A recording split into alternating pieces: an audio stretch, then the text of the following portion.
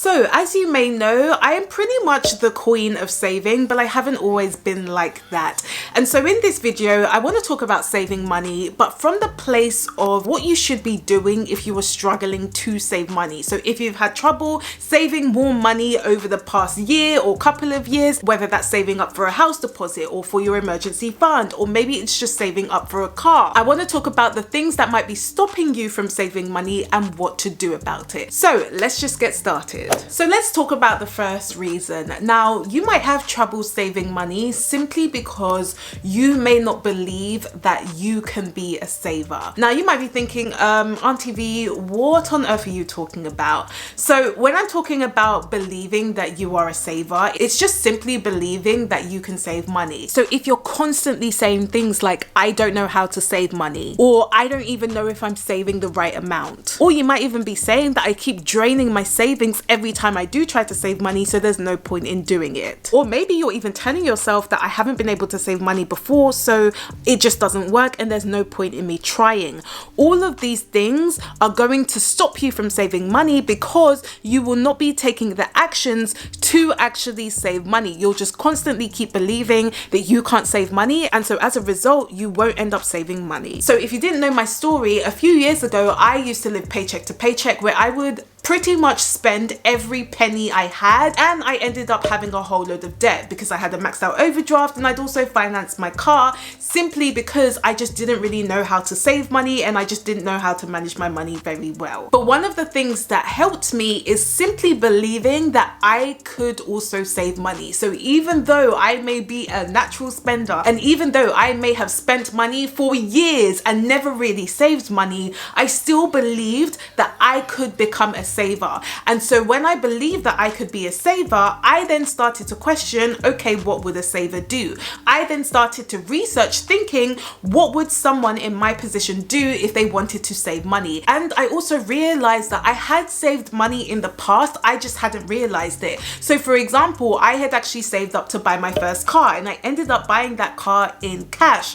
And there were times where I may have gone on holiday and I would have saved up money so that I could go on holiday. So I knew how to save money, I just didn't necessarily think that I could save money for other things. And so once I then decided, actually, I'm going to start saving money, and I believed that I could save money, that's where things started to change, because then I decided to learn about things like paying yourself first, so that once I get my paycheck, I would just save a proportion of my income first, and then I would spend the rest of the money later. I also thought about having a separate savings account so that when I did save money, I wouldn't be tempted to spend it because it was in a completely different account. And so simply just thinking about how you can become a saver and having the belief that you can actually be a saver can do wonders, because you then start to gain confidence knowing that even though you may have been a spender all of these years, and trust me, that was me, just thinking, actually, I feel like I can save money and I just need to think about how I can save money, can really start to make a positive impact. So take the time to ask yourself, do I believe that I can even save money? Do I even think that I could be able to save for that house deposit, or save for that emergency fund, or save for that car? If you honestly don't believe you can do it and you have all these doubts, that could be one of the biggest reasons as to why you might not be saving money today. And if you're liking this video so far, then feel free to give me a thumbs up, as it really does help to support the channel. Plus, it's free. Now, when it comes to saving money, you might have trouble doing it simply because you haven't prepared for other expenses. Now, this is probably one of the biggest mistakes that my clients tend to make all the time. And once you fix this, you will be surprised at how much you can end up saving. And this is one of the mistakes I ended up making when I first started working on my personal finances. And what I mean by this is there are probably times where you feel thrown off because you have to pay for other expenses and you just hadn't saved for it. And so what that means is that you may either have to use your paycheck to pay for it, or you may have to dip into your savings. So as an example, every single year I knew that my car insurance would be due and I would like to pay annually rather than monthly, but there were times where I just hadn't prepared for that car insurance. And so when I would then have to pay over $1,000 for my insurance, I would either have to pay through that through my recent paycheck, which meant that I obviously had less to spend for the rest of the month, or I would then have to dip into my savings because I didn't have enough to pay for the car insurance, right? And then I would just get really discouraged discouraged because I'd be thinking, oh, I'm really trying to save for all of these things. I thought I was making progress, but then because I now have an expense that I have to pay for, I feel like I'm back at level 0 and I now have to start again when it comes to my savings. And so what I would say here is that you need to be really clear with some of these upcoming expenses that you know are going to come up and save for that separately. So what I tell my clients is to just list out all the things that you feel like you probably will need to pay for over the next year and start saving up for that separately. So for example, it could be things like car insurance, as I mentioned, but it could also be things like birthdays or Christmas presents. If you know that Christmas comes every single year and you're not prepared for it, that is something that you should be saving for separately. The same thing with holidays. If for example, you know that you're probably going to go on 1 or 2 holidays this year, but you're not too sure about where you're going to be going or how much it will cost, it doesn't hurt to just start preparing for something. Like actually just setting up a pot where you call that your holiday fund and you just start slowly adding money on the side so that when you now start to think about your holiday and you decide to book it, you already know that there's going to be money there, and it means that you don't have to now dip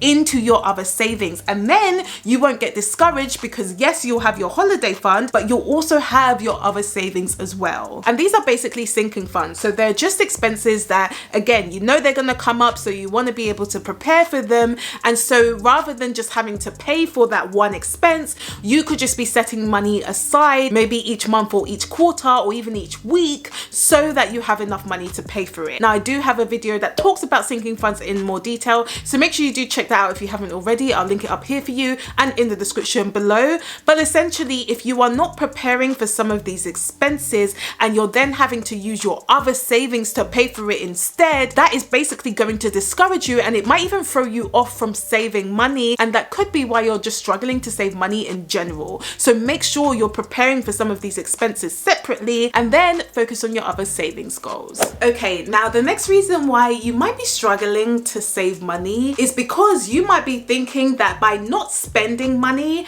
that instantly means that you can save more money. Now, I'm sure you're probably very confused because if you're not spending money, then in theory, you should be able to save that money.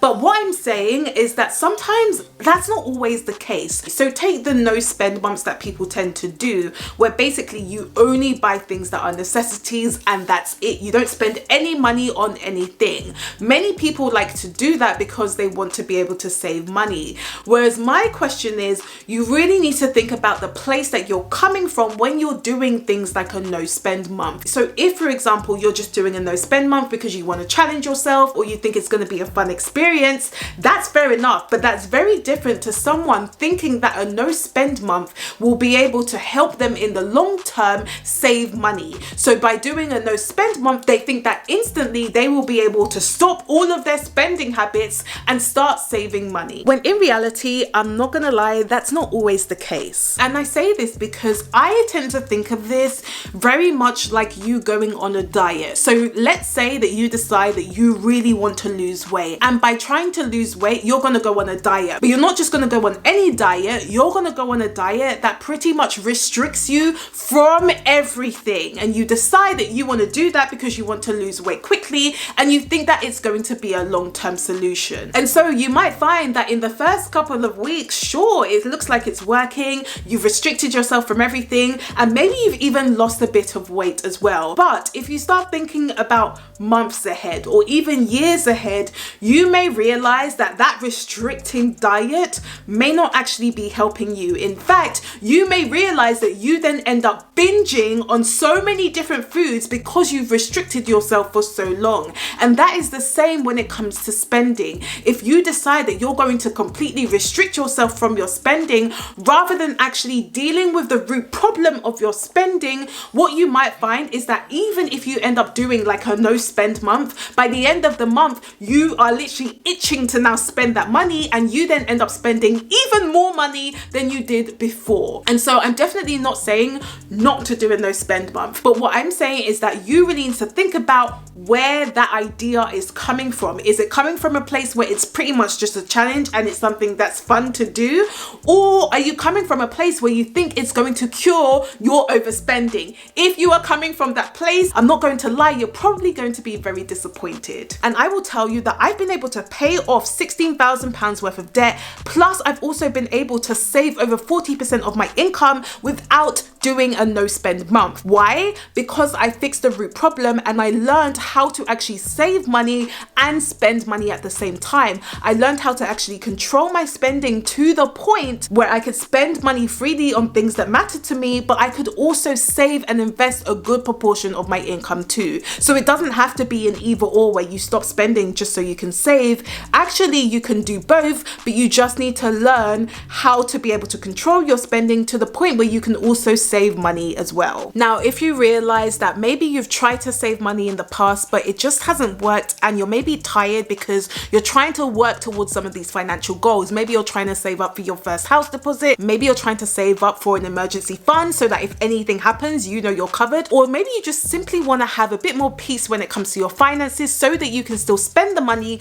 but also save at the same time. If you realize that you still haven't been able to save money and you're just not sure what's going on, then make sure you do check out my one-on-one coaching, because what I can do is just work with you to figure out where the problem is and help you to now start saving over 25% of your income so that you can finally work towards those goals whilst also still spending your money at the same time. So make sure you do check that out if you haven't already. What you can do is just book a free call just to find out more about working with me. So I'll link more information up here for you and in the description below. But as I always say, although saving money is technically very simple and we really know how to do it, there are some things that just stop us from doing it. And it's not necessarily math, but it's really some of the thoughts and behaviors that we may have that is actually preventing us from saving more money. So if you have struggled to save money, it could be one of these things. And once you decide to start working on them, I'm sure you'll be saving more money in no time. So if you did like this video, then please do give me a thumbs up if you haven't already. And let me know in the comments, are you planning to save more money this year?